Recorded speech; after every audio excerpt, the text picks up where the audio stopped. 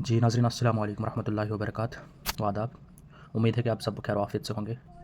इस वक्त मैं डाडी काठवा के रोड के ऊपर पंचायत एक सूबी और बिल्कुल डाडी काठवा के जो बीच का एरिया है वहाँ पे मौजूद हूँ। आज मैं यहाँ थोड़ा सा इस काम को चेक करने के लिए आया था, बट अफसोस की बात है कि किस तरह से हमारे डाडी काठवा के रोड के ऊपर जेएसबी का काम हो रहा है और हमारा एडमिनिस्ट्रेशन पीएमजेएसवाई डिपार्टमेंट जो है वो बिल्कुल सोया हुआ है, जहाँ पे कंट्रैक्टर जो है अपनी मनमानी से कर रहा है। और यहाँ के हालात देख के ऐसा लगता है कि जैसे किसी भेड़ बकरी के लिए या गधों के लिए रास्ता बनाया जा रहा है, ना कि बिल्कुल रोड बनाया जा रहा है। ये देखिए हमारे रोड की विड्थ कितनी है और इसी के ऊपर ये जो ठेकेदार है वो अपनी मनमानी से इसके ऊपर जेएसबी डालने जा रहा है।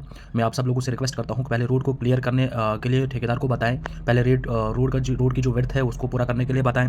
रोड के जो वॉल्स हैं, बाउंड्री वाल जो साइडों से वॉल्स लगनी है, उनको ऊपर काम किया जाए। उसके बाद ये जेएसबी का काम हो जाए, ताकि हमारा रोड जो है वो पूरे एक अच्छे तरीके से बन सकता है, क्योंकि ये मेन पॉइंट है। अगर यहाँ पे भी हम सोए रहे, यहाँ पे भी अगर रोड का काम पूरा अच्छे तरीके से नहीं होता है, तो इसका मतलब हम अभी भी गफलत की नींद में सो रहे हैं, क्योंकि ये बहुत इंपॉर्टेंट एरिया है जहाँ पे जो दो गाँव के बीच में पड़ता है। तो मेरी आप सबसे साथियों से रिक्वेस्ट है कि ठेकेदार को इस तरह का काम करने ना दिया जाए। एज़ पर रूल जो है वो 50% से ज़्यादा स्टोन जो है क्रश्ड स्टोन होने चाहिए इस जेएसबी के अंदर, वो भी नज़र नहीं आते हैं। और उनमें भी साइज़ जो है स्टोन का वो नॉट मोर देन 65 mm होना चाहिए। बट यहाँ पे दिखता है जो पत्थर दिख भी रहा है रोड के अंदर, वो एक लगभग वो पूरा एक बड़ा ही पत्थर डाला गया है। तो मेरी आप सबसे रिक्वेस्ट है कि इस तरह की मनमानी ठेकेदार को करने ना दीजिए। और मेरे ठेकेदार से भी रिक्वेस्ट भी रहेगी और इन्फॉर्म भी करना चाहता हूँ उनको कि हमें मजबूर ना करें कि दूसरा कोई स्टेप हम उठाएं।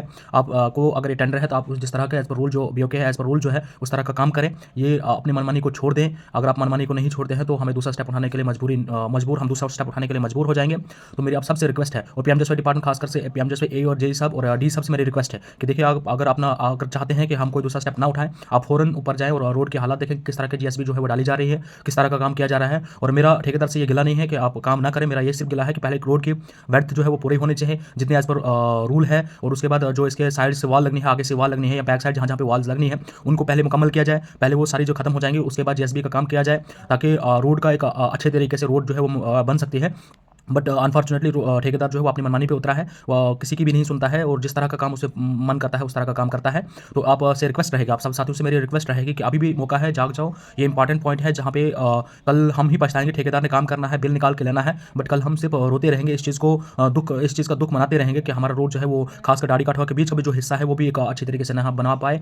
और आप सबसे एक बार फिर से रिक्वेस्ट करता हूँ, मेरी ठेकेदार से भी रिक्वेस्ट और पीएमजेएसवाई डिपार्टमेंट से भी रिक्वेस्ट है कि ये देखिए किस तरह के हालात है। इसको देख के ऐसा लगता है कि जैसे वहाँ के लोग जो है बिल्कुल उनको पता ही नहीं है, इस तरह ठेकेदार कर रहा है, अपनी मनमानी कर रहा है। अगर वो इसी तरह करते रहें तो हम दूसरा स्टेप उठाने के लिए तैयार हैं। तो मेरे हिसाब सबसे रिक्वेस्ट है कि जाग जाओ, मौका है, आज मौका है, जाग जाओ।